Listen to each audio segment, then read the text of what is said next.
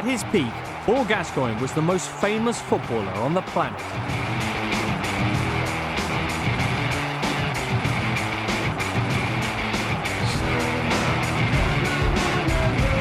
Worshipped wherever he went.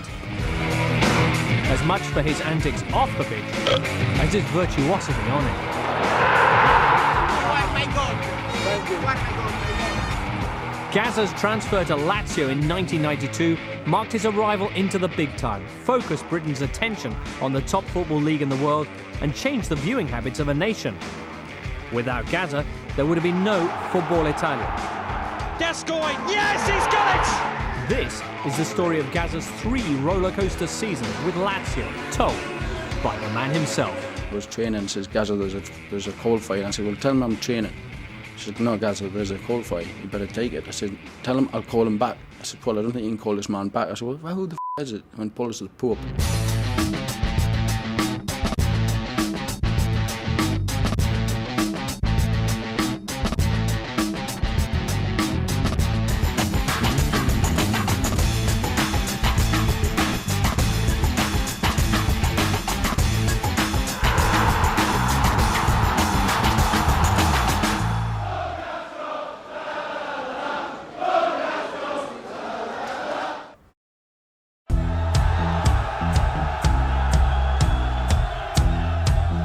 At the age of 25, Gazza traded the bright lights of London for the pressure cooker world of Italian football.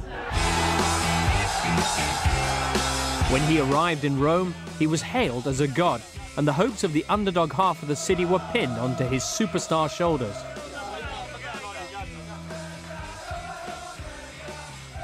It was to become the most turbulent period of his career, a catalogue of amazing stories and brilliant football. However, those years were blighted by the bad luck and personal demons that have plagued Gazza all his life.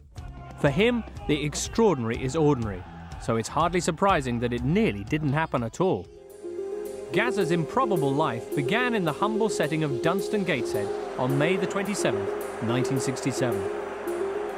From the moment he signed apprentice forms with his hometown club, Newcastle United, on his 16th birthday, the media spotlight fell on him.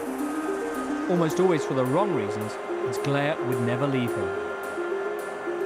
His dazzling array of skills quickly earned him the attention of opposition defenders, and this famous photo of Gazza getting up close and personal with Vinnie Jones in 1988 earned him celebrity status. That summer, Gazza joined Spurs for the then British record transfer fee of £2.3 million. At the North London club, his international renown started to grow, and it was at Italian 90 that he cried his way into the hearts of the nation as England were knocked out on penalties in the World Cup semi-final by West Germany. His prodigious talents needed a bigger stage, and a year later he was sold to Lazio for £8.5 million. The FA Cup final would be his last game for Spurs, and nearly became his last game ever. Gazza's wild tackle just minutes after kickoff resulted in a ruptured cruciate ligament, which put his whole career on the line. Gazza's unique ability to repeatedly push the self-destruct button started right here. With more than 6 months of intensive rehabilitation ahead of him, there was every chance that the move to Italy wouldn't go ahead at all. As he battled back to fitness, the clubs renegotiated a reduced transfer fee of £5.5 million. But just 2 days before he was due to depart for his new life at Lazio, Gazza and a group of friends decided to hit the town one last time. It was to be a really, really bad decision. So I went to Newcastle with the lads, and some guy went past us. He went, "Yo, Gascoigne." I went, "Yeah," and that's it. He goes, "A good punch," and I went down, and there was 1,000,000 to 1 chance I broke my kneecapping off.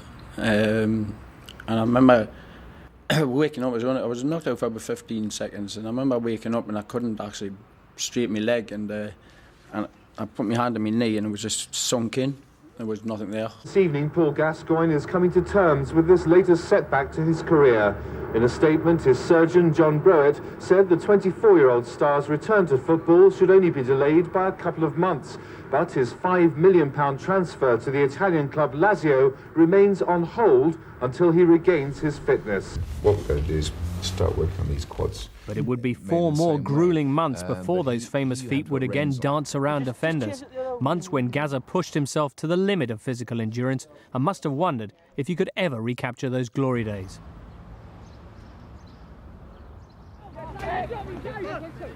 On April the 28th, 1992, in a training match on a soaking North London morning, he found his answer. I'm back. Actually, he was going. But was there a part of him that wanted to stay with his manager and mentor, Terry Venables, at Spurs, rather than make a splash in Serie A? I did want to stay, but I spoke to Terry Venables, and I had great years at Spurs, nearly 3 years, and I absolutely loved it. Terry just said, he says, Paul, look, Lazio want you. It's an opportunity for you to play abroad, get some experience. He says, I would love you to stay, but I ain't going to let you, I'm not going to not tell you that there's an opportunity for you to play abroad. That reckless challenge at Wembley, followed by the nightclub incident, had robbed him of more than a year at the very peak of his career. But it would be worth the wait. This was the pre-Premier League era when English football, though one of the strongest in Europe, was totally outgunned by the financial might of Serie A. Gazza's already considerable earning power was about to go stratospheric. I went from £2,000 a week to about 22.5 a week, so it was quite good money at that time. Just went to a blonde woman, I can't remember her name. Yeah, you can say that. It was good money, I must admit. You can go in the bank and get about £100,000 a month. But I used to spend it, really, to be fair. I didn't buy a place out there, I rented, and I used to send money back, and then obviously a lot went to my ex-wife. But yeah, it was nice going to the bank and splashing out. But I never used to spend anything on myself. It was always to the family, my friends, like I said, my ex-wife and the kids, and had good holidays. Sometimes I regret it though. I could have done a lot better with it. Lazio fans regarded the arrival of Gazza as a turning point in the fortunes of their club. The enormous buying power of their new president, insurance magnate Sergio Cragnotti, ensured a talented squad was being assembled. Gazza was the last piece of the puzzle. No longer would they live in the shadow of their hated city rivals, Roma. And a year later than planned, finally he had landed. Fine head of skin. If he hadn't suspected it already, Paul was quickly discovering that Gazzamania was running rife in Rome. I remember a kid going over there once. He said he was a Gazza lookalike, and he got mobbed and he crapped his shell and come back. So I had a rough idea that what I was in for. I've never witnessed anything like it. It was quite scary. All the police and the sirens and the one just went on the airport. They just wanted. It was just one thing you can never ever forget. I got scared because I had like 16 bodyguards, and they were outside my room. There were a room next door. I didn't like it. I got panicky. I wanted to come back home straight away. But then my dad would come with us as well, so it settled down a little bit. But it was mayhem at the airport. Got in the car, and the windows in the car looked like that thick, and they said, sorry, it's bulletproof. So then I really was panicking. But I remember leaving the airport with my dad in the back of the car, and these two guys, the two big, most important bodyguards, were driving in front, and I thought they didn't speak English, so I'm thinking to my dad, these are two big bastards, aren't they? The size of these, and we were like, me and my dad were caning them.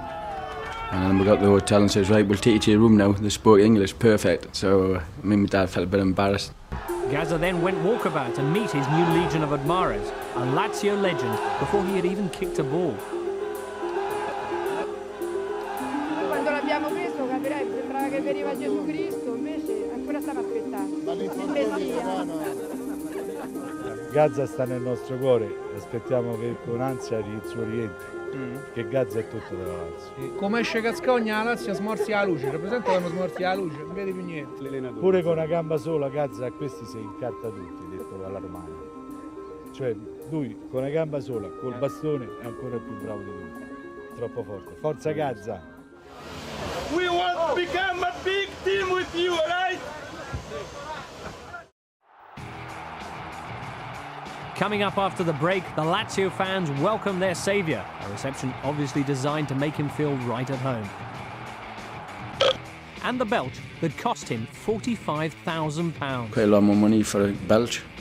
So I'd put it this way, I didn't belch anymore. Not even in my own room. I don't think I've belched since.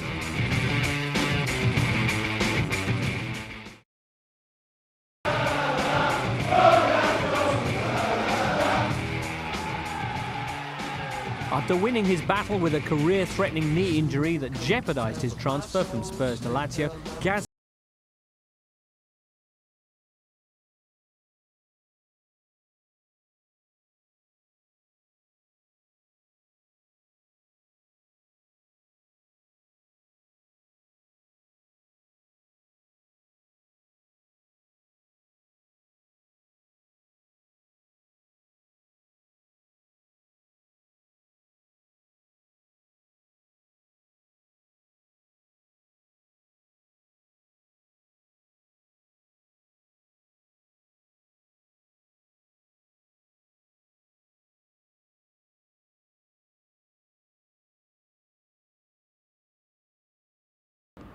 and then actually walking out in front of all them people and singing your name was deafening.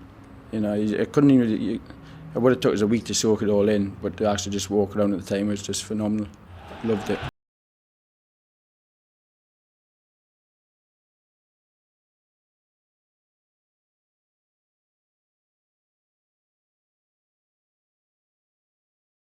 unveiled, but he was still unfit. Fighting his way back to fitness wasn't his only battle, though. He was also struggling to cope with obsessive-compulsive disorder, a psychiatric condition that was getting steadily worse. It's a horrible illness. It's you know, I think a lot of people that have it, it's one of these things, if you don't do something and you think something's going to go bad in the day, like I just found Steven Gerrard has to clean his hands 15 times a day. I think Dave Beckham's got 2 fridges, because one fridge you can't put Coca-Cola or anything in the same storage as the other food. So it's quite a common illness, and it's not very nice. Now, I mean, I used to have it at number 5. I used to touch things 5 times. I mean, number's now number 9, so I hope it doesn't go any higher, otherwise I'll never get out of the room. Once I knew I'd locked the door, and I drove up the motorway 50 mile and turned around and went back and checked the door again and then drove off again. So we wasted a little bit of time there, but I'm on medication for it. Take a couple of tablets a day, which tries to calm it down a little bit. OCD is an anxiety disorder that affects the lives of many people, but for Gazza, it's always been his love of the game that's helped him to stop it taking over his life completely. Back in the summer of 1992, after 6 weeks in Italy, Gazza was fast approaching full fitness and enjoying the healing powers of football. 1, 2, miss a few, 6, 7. Even though he still wasn't playing, the lad from Newcastle settled into La Dolce Vita and quickly unsettled his teammates. The Lazio dressing room was about to find out what everyone back in England already knew, that Gazza was the undisputed king of the practical joke. Well, the first villa I had, I remember going to the swimming pool, and there was a shed of skin, snake skin. It was about 12 foot long, so that's why I decided to move villas. So I went to another villa, and I'm just resting in the afternoon. It was too hot outside, so I was lying on the bed, and I hear this like, and I feel a snake coming, and I looked up, and it was like a little snake.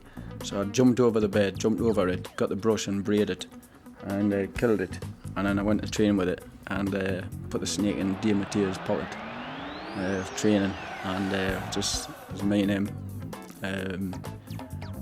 It just last, and I was just waiting, and I asked him, he wasn't putting his hand in his pocket, he put his jeans on. I went, "You got a 5-pack in Boris, but Lira, you know?" He went, "Aye." And I've never seen someone jump so high, you know what I mean? Just ripped the pants off him and everything. Just pulled the snake out, it was like, he was himself. Sorry. Oh, I thought I bit us there. Another victim of Gazza's unique brand of humour was the German striker, Karl-Heinz Riedler. He kept on going about this lovely sheepdog he had. And he was like, keep going, I've got to get back to me dog, lovely sheepdog, and it was winding me up. And eventually he decided to bring the sheepdog to training. And I remember being in the back of the car with the window down, and it was massive. And he went out training, so I decided to go in his car and take the sheepdog, took it into the dressing room and gave it a shower. And I absolutely drenched the dog in the shower, and he just put it back in the back of his car, and he couldn't understand why his dog was soaking wet. That's when he come around and he was going mad in German. And on a flying visit to London, he pulled a prank that even he finds difficult to explain. I don't know what it is. I was speaking to Chris Waddle the other day, and Chris says, "Why do you do these things?" I says, "Chris, I don't know what it is. It's like something comes into my mind, and then I just do it if I have the opportunity." And I was always, like, when I drove the bus down Oxford High Street, I just had the thing of a couple of days before, and I wanted to drive a bus. I was just with Chris Evans, and got out the car and stopped the bus. And I asked the driver to move over, and I started driving the bus down, and then just realised I got 70 passengers. And I started singing "We're all going on a summer holiday," and everyone started joining in. And I thought, oh, shit, I'm in trouble here. So I went back to my hotel room, put on Sky News, and I just seen it. Apparently, half an hour ago, this is the bus Mr. Gascoigne drove down. We're not bothered about him because we know he's mad, but we're worried about the driver. Back in Italy, the season had started, but Gazza had to wait for a month before he was ready to show the Italians what he could do. The pressure was on. Could he deliver the success that Lazio fans had craved for so long? Gazza finally made his long-awaited debut in the Stadio Olimpico at home to Genoa a month into the season. His first competitive match since the FA Cup final 17 months earlier. The pressure on him was enormous. Little wonder that his expression bore the signs of relief mixed with apprehension. And within the first 5 minutes it could have been all over again, thanks to this horrendous challenge from Mario Bortolazzi. When you do an injury like that, the first thing you want to do is make a good crunching tackle to see if it's okay, but I was scared to do that. And I remember getting the ball and the guy from Genoa clattered us, and I remember the stadium going quiet, and I panicked and I didn't know what to do, and I actually I got up and I thought, oh, it's good, and I turned around and I shook the guy's hand, and I went, cheers, you've given me the confidence now. Gazza was now a first-team regular, playing close to his best and growing in the confidence he was going to need for the Rome derby, which was less than 2 months away. These games against city rivals Roma are notorious for being the most intense on planet football. You get Barcelona and Real Madrid, or you get Tottenham and Arsenal, but you got Glasgow Rangers, Celtic, but Roma and Lazio, I've never witnessed atmosphere like in my life. And by now, Gazza was beginning to realise just how fanatical Italian fans are, none more so than the passionate followers of Lazio. I remember once driving to the stadium for a game, and someone was tooting the horn, and I looked, and I smashed into the back of a car, and this car hit another one, and the car hit the other one. So the guy went mad with him, and then he went mad with him, and they blamed it on me, and they come, and I realised it was me, so they all started like jumping up and down, pleased I crashed the car. I was saying parts of the car that I've just smashed up, they were loving it. And then one of the friends, Gazza just broke, smashing into my car and all that, and they were all celebrating and everything. So even though I'm pleased when I crashed my car against theirs. I was lucky enough not to get my cars kicked, but there would be times where obviously, there would be times where if we got beat, the fans would be waiting for you to lynch you, and there was times you had to drive up the motorway the wrong way to get away because they'd be waiting around the traffic lights for you. So we stop the traffic lights and then jump on your car and try and flip your car over or kick your car if you let them down. I was one of the fortunate ones that didn't really. I remember one guy, he wouldn't get out of the way of the car, so I just run him over. But I didn't mean to. We just jumped from the car and I sort of run him over, and I just felt a couple of bumps, and I just see the tyre marks, and I had to give him my number 10 shirt signed and all that. And he's over the moon, he's got like nearly broken leg, just been run over, and he's celebrating because I give him his shirt. Like. However, in the build-up to the biggest game in the Roman football calendar, it was his teammates who were unnerving him with their fear of failure and the prospect of a brutal backlash from the fans.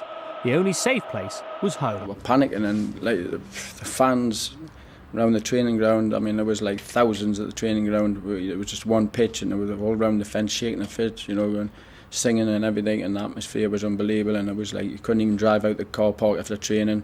Police had to come, and it was just horrific, and they were saying, got to win this, please win this, and it was frightening. And actually going to the stadium, it's fantastic. But the lads used to let me play Elvis Presley on the bus, so I used to play Elvis Presley on the bus, get myself wound up for the games. But and then just walking onto the pitch, the noise was quite scary, to be fair. I relished playing them, but it was one of them saying, guys, if I lose this, we're going to have to stay in for a month. I was like, a month. A revitalised Lazio were on course for their best season in 20 years, but to the fans that would all mean nothing if they lost to their fiercest rivals. And house arrest looked imminent when the unthinkable happened, and minutes to go came the moment that ranks among the most important in Gazza's career. I could see the lads ourselves, and I was like, 5 minutes ago, and there was a free kick on the right, and I said to Beppe Signori, look, I'll put it in, make it run to the near post. He went, no, I'll cross it, and I said, well, I can't head a ball. I said, I'll put it in for you. And he said, no, I'll take it. And I was so I just went in the box and I come into this and I just managed to get my head into it and knock it in the back of the net. I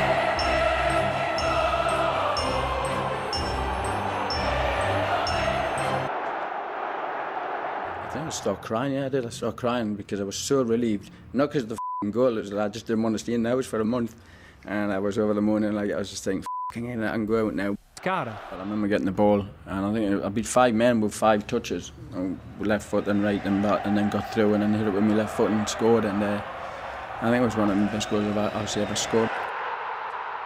He was at the top of his game, and for Gazza, things could not get any better, but they could get worse. Scored the goal fantastically, and then all of a sudden my ankle went. I remember being out with my ankle for about 5 weeks again with that and had to get injections in my ankle to get that work. So every time I got back to playing well, I always come out with another injury. A bored, inactive Gazza is a dangerous Gazza, who is finding ever more original ways to push the self-destruct button. The guy with the mic just wouldn't stop pestering us all the time. So I just ventured to like a pretend belch. And that was probably the worst thing I've did. I remember the Parliament wanted us kicked out of Italy. The government wanted us kicked out of Italy. I got hammered, absolutely hammered, slaughtered, and I knew I did wrong as soon as I did it. And that's the only time I did stay in the house for a month. Italian Parliament brought up the belch in my conversation. There's a war going on, people getting killed, but my belch was brought up in the Italian Parliament, which was ridiculous. The fans were celebrating and everything. You know, I think they loved us even more after that, but Cragnotti was not a happy man. No, non è stata assolutamente una cosa simpatica, io non l'ho presa assolutamente bene perché desidero dai miei ragazzi, dai miei giocatori la massima serietà. Grande, voto 10 al rotito di Gascoigne, Maurizio 8, noi 10, fatto bene. I think I said he fined his week's wages. 2 weeks' wages, so it's it's about 45,000. I got fined for it, so it's quite a lot more money for a belch. So I'd put it this way, I didn't belch anymore, not even in my own room. I don't think I've belched since. Perhaps it was the pasta or something, but Gazza clearly had a continuing problem with wind.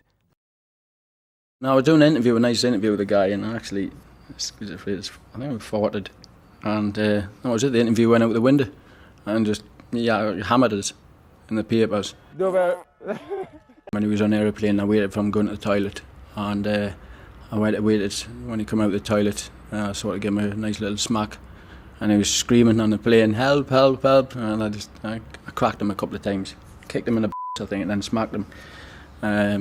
So I was in trouble again for that, but I didn't get fined for that one. On the pitch, Gazza was a team regular and producing the best form of his time in Italy. But even that wasn't guaranteed to be enough to satisfy the demands of a success-hungry Signor Cragnotti. I think it happens to a lot of clubs in Italy, but like you said, I remember coming in, he's the president, he owns the club, he pays the money, and if you didn't perform, sometimes he wouldn't pay you. I think it was one time, 6 months or something like that, where you didn't get paid, waiting.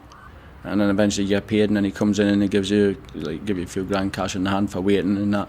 Or I'd say, right, if you're playing Roma, right, win today lads, and I'll give you all 5 grand cash. You win and he comes in and get money in the little envelope. He just goes to the bank and gets some money out and gives you it. They really looked after us, to be fair.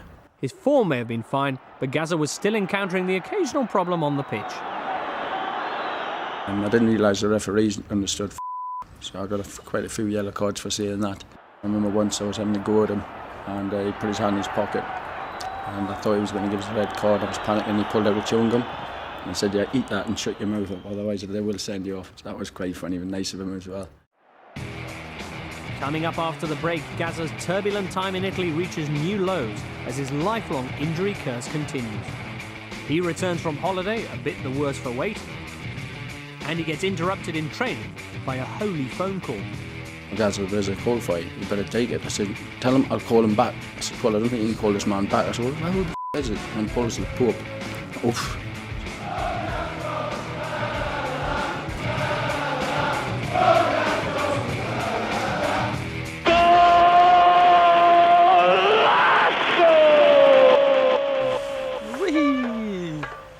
By now, Paul and I were getting into the swing of things, presenting Gazzetta Football Italia together.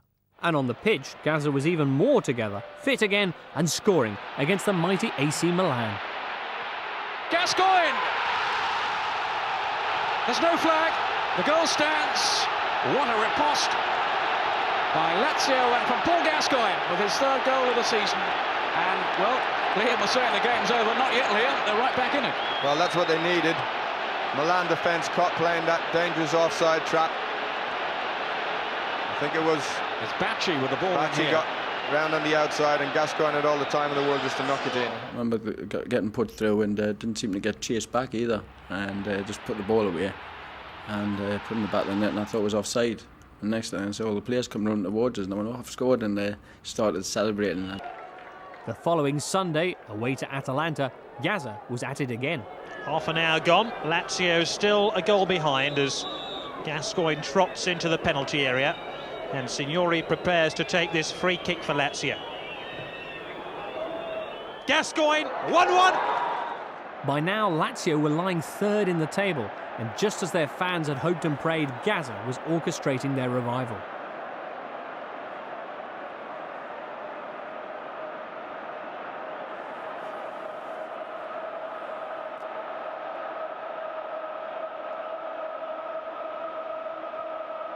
And I was like getting into form and playing really well. Game was coming together, and then I'd end up getting a little tweak or a little injury. Just a month later, playing for England, fate was about to deal him another blow, quite literally, from Holland's Jan Wouters. My face felt dented in, that's what happens with cheap bone. And then actually how they do the operation, they just go in and put like a spoon down and flick it back out. And I went down, and I remember coming up, and I looked up and there's Ian Wright and Paul Ince laughing their heads off. I was foaming. I was like, what are you laughing at, lads? It's not funny. And it was like, I was just going out with my jaw. And it was only when, after the doctor said, you better not go on, because if you carry on playing again and you get another whack, what happens, the bone will go up into your eye and you lose your eye. I remember going to the cinema and I bought some popcorn and I went like that. And that was it. My jaw just kept open. I couldn't shut my mouth. And so I'm watching the film like that. And I thought, oh, it, I'm in trouble. And I just crunched my chin up and then just went and got the operation the next day. So then I was out for 6 weeks with that, and then I had to play with the mask. I could only wait a month, then I put the mask on.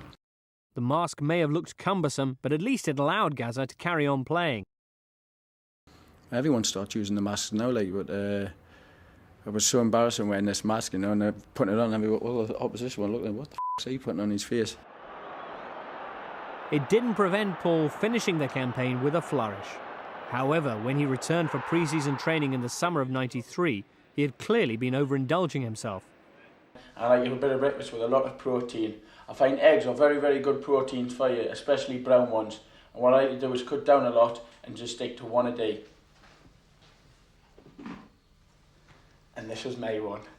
I went to Florida, to Disney World, and I decided to really enjoy myself, and I was having loads of pina coladas. I never really liked the taste of beer, I wish I had of, but mine was normally pina coladas, plenty of them as well, and then finish off with a burger or a kebab, but it wasn't the kebab that people normally say. Mine was a salad kebab, if you never get one. I looked at myself, I looked about a stone and a half overweight. I thought, I better start training, yeah. So I put my kit on. I went running, and as soon as I seen the someone getting a pina colada, I stopped, took my kit off and had a pina colada and a hot dog at the bar, and thought, oh, I'm in trouble anyway. So when I went back, always a nightmare, Dean's off just looked at us. He just shook his head and he went absolutely ballistic, and he put me with a coach one-on-one for 75 days. It was the hardest pre-season I've ever done in my life. Forced to start shedding the pounds brought on by the pina coladas, Gazza then threw himself into a hectic schedule. I started training 5 times a day. I was training in the morning because it was so hot as well. It was nice as well. So I'd train in the morning doing some weights at 7 o'clock. And then I'd train with a team. And then I'd go train in the afternoon about 1 o'clock. Well, about 2 o'clock for an hour. And then I'd go and train with the team again at 5. And then I'd train about 9 o'clock at night. Yeah, I'd started just absolutely getting obsessed with training.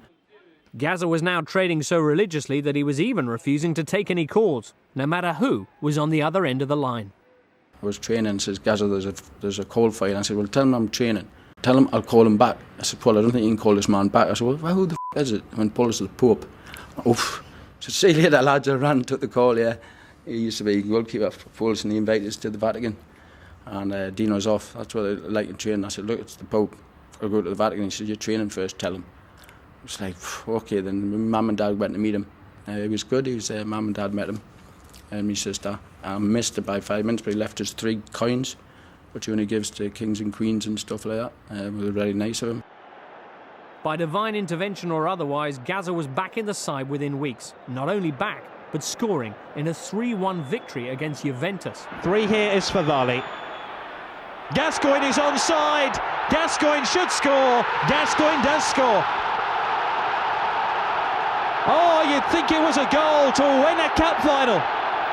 I've done a stupid jump in the air or something like that. But that is all about the personal delight of Paul Gascoigne. Not only to be back in this Lazio team, but to be back on the score sheet as well means so much. I half hit it, but it went in, and I was back to playing well again, and it was good as well, like to score against AC Milan, Roma, Juventus. So I was scoring against the top teams, to be fair, so I was really pleased. Gazza was now enjoying his most sustained period of action since he'd arrived, culminating in this fantastic free kick in a 4-0 home win against Cagliari. It was on the side and the lads went in the box, but I could see the keeper just a little bit off his line, so I bent it right in the top corner, and I did a pose like Eubanks for one of his fights. I did one of them poses, and all the lads were loving it and laughing. I had a great run. I scored a couple of goals. I was getting man of the match, getting good reviews in the newspapers, and I started writing good stuff, and I was really pleased. I think I was running about 14 games or something like that, and then I think I know what happened. I got flu in Italy, and if you don't train every day, they don't pick you. You've got to be fit and top again. I got flu and I missed 2 days training, and Dino's dropped us for the next game, which I wasn't very happy about. Despite form like this, Zoff's decision to drop him may have been based on the manner in which Gazza caught a cold. I went out, my ex-wife, my sister and a mate, and there was, I remember, a big lobster tank in the restaurant. I've got this Versace shoot on, and I had a few drinks. And I said to the Italian, and I was frustrated, I said, I want that lobster. And he said, well, which one? I said, well, I want that one. And he couldn't understand, so I dived in the lobster tank, didn't I? I dived in the lobster, and I tried to get this lobster, it was flapping all over. I was soaking. I couldn't get it, then I would dive back in again. I got it this time, come out and said, that one. And I just went back down, sat down. I had 4 days off training with flu. It was freezing in that bad. A month later, restored to both rude health and the team, Gazza was back in the cauldron of the Rome derby. Perhaps it was this goal the previous season. Gascoigne, yes, he's got it! Or perhaps it was this challenge.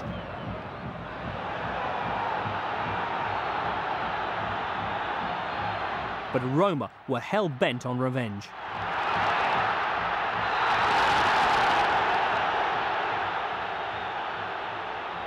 And the guy clattered us from behind, and the other one stood on the back. And I was sort of twisted me back as well when I fell. The pain was unbelievable. Gazza was about to get another insight into the sheer fanaticism of the Lazio faithful, a devotion so deep that they stripped him of his entire kit before they even got round to treating him. Got in the ambulance, went to hospital, and was on the stretcher, and actually pulled us out the ambulance, and the guy forgot to take the other side of the stretcher, so I went flying onto the ground. And then I remember going in, they gave us a pain jab, and they took me boots in the hospital. They took me boots off us, my shin pads, my socks, my shorts, my slips, my top, and I had to borrow the minder's jacket to go back out of the home. They took all my kit off us. That's how fanatical, even in the hospital. On this occasion, Gazza managed to escape serious injury, but the Roma players had exacted their revenge. And on a night out in the city soon after, one of the opposition's fans also paid him back. I went into a bar and there was loads of Roma fans in, and one of the Roma fans offered us a drink, and I said, no, I'm all right. And he went mad, and he said, well, you won't take a drink from a Roma fan? And there was too many Roma fans in there, and I had to take it, so I took it, and I'm sitting there. And all of a sudden, things started moving about. The pictures were coming towards us and everything. I went, shit, I'm in trouble here. I said, I think I've been spiked, lads. And then we got us in the car quickly. And all of a sudden, we're like going through the tunnel, and I thought the tunnel was coming closing in on us. And then the trees start looking like big bears and everything. And I was like, oh, I think I spent 2 days in bed hallucinating. So I don't know what to put in the drink, but it worked. Coming up in part 4, Gazza was playing the best football of his career in Italy until a sickening injury marks the beginning of the end of his time there. I could have done better for Lazio. And that's the only thing I think I would regret. I didn't actually have the time and space really to do well for Lazio and give the fans the real Paul Gascoigne. But he hadn't finished yet. Gazza would be back.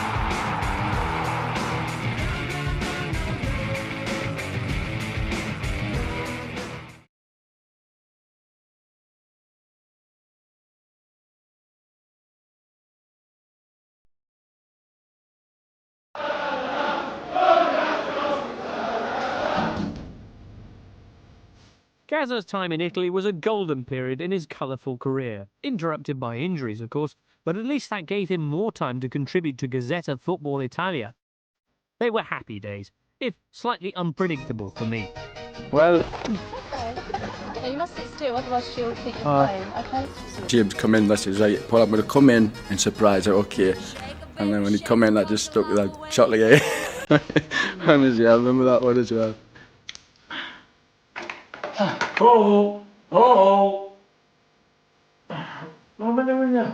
You mean you don't remember last night? Not the whole I was looking like I was about 20 foot with this. Next time you're telling me you don't remember this either. No. What about this? James was up in Inter, watching... Good. Sorry, It's alright, good lad. I moved very quick there. If I could have moved that quick on the pitch, I would have been a better player than I was. Within a month of limping out of the Rome derby following this twin-pronged assault, Gazza was once again up and running. I started to play well. I played 8 games, scored a couple of goals. My game started really coming together really well. Until he took part in a not-so-friendly five-a-side game, and a challenge on Alessandro Nesta spelled disaster. It started as just another training day at Lazio's Maestrelli practice ground, but the smiles were soon to turn to tears as Paul Gascoigne collapsed on the pitch. A seemingly innocuous tackle with a youth team player in a supposedly gentle five-a-side game left him writhing in agony. Playing five-a-side, the next day after training, after a match, and somebody went past us and scored a goal, and the lads started complaining. And I said, we playing for serious here? So I lost my temper, and then I smashed into Nesta, and I broke my leg, and that was tough. I remember my foot being on the ground, and I remember the sensation. It was frightening. I told the doctor I think I broke my leg. I just couldn't believe it because I was starting to play really well and get my game together, and I think that was one of the lowest points. With a broken leg and a heart to match, Gazza was soon travelling to the familiar sound of a siren. It was a road Gazza had been down before and never wanted to revisit. The road to recovery. Ancora uno. Ok. Sinistra male. Qui. Qui dietro, no? Vabbè, quello è il pallone medicinale. He worked as hard as he ever had, and after the briefest of holidays in that summer of 1994, returned to discover that Dino Zoff had become president of Lazio and had been replaced as coach by the Czech Zdeněk Zeman. Gazza was fractionally overweight, and it was to be an uneasy relationship with the new boss, a notorious disciplinarian. I liked Zeman. I liked him as a person, but as a coach, it was like, if you go back and you're half an ounce overweight, which is nothing, and it makes you go on a bike for 36 kilometres and then get off there and go on a 10-mile run and not letting you train because you're half an ounce overweight, well, I thought that was ridiculous, and that's what it was like with him. Almost a year to the day since that five-a-side accident, the moment had finally arrived. Good morning, dears. Gascoigne's back.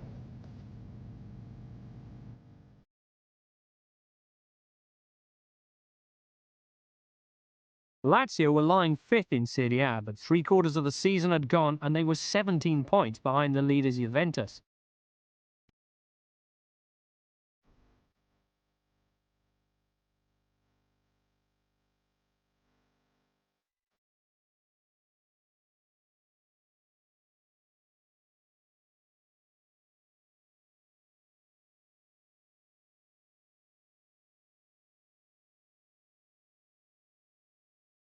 I'm sick to death of you. Honestly, you come here, you're crawling, you're a creep, you're snivelling, you pester me, I've got no peace with you. And I know the story with you and the goat. Now go on, out. And what did you say, Paul? I said, yes, Mr. Zeman. Will you let me play on Sunday? Gazza was still struggling to see eye to eye with the coach, Zeman. It was very, very difficult, but I was told, you know, Gazza, when this guy turns up, you're going to be wanting to leave. Nobody wanted to see Gazza go, least of all the woman who ran the souvenir shop. Parlo in questo momento personalmente come tifosa, per me sarà un trauma, perché io l'adoro. Ho parlato come tifosa, anche come commerciante, perché già il ritorno di Gazza su tutto, c'è una richiesta già su tutto, lui è amato, e penso che lui deve rimanere. Gazza, he of the ever-changing appearance, was paid a visit by his agents as rumours began to circulate that several clubs back home were interested in signing him. You know that there are several clubs now interested, and they've all spoken to Lazio. That's Rangers, Chelsea, Leeds and Villa.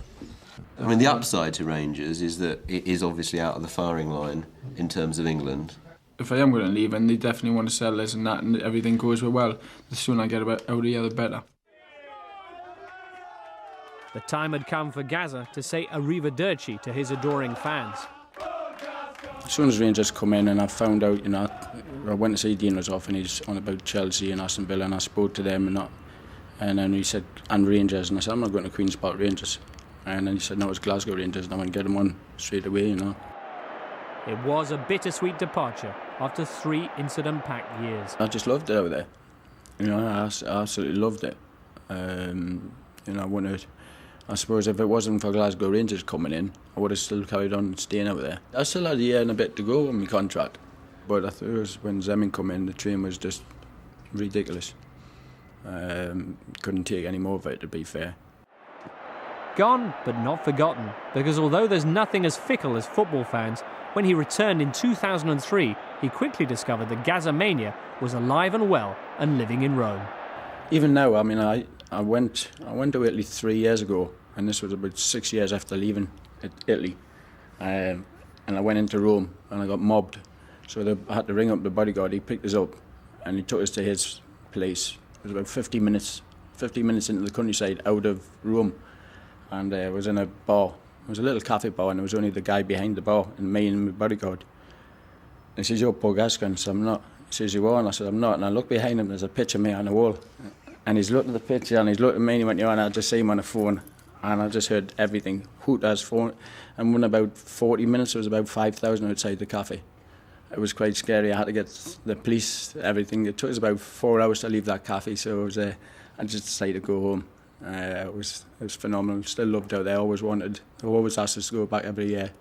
But like I said, I'll just get morbid. But it's a nice feeling.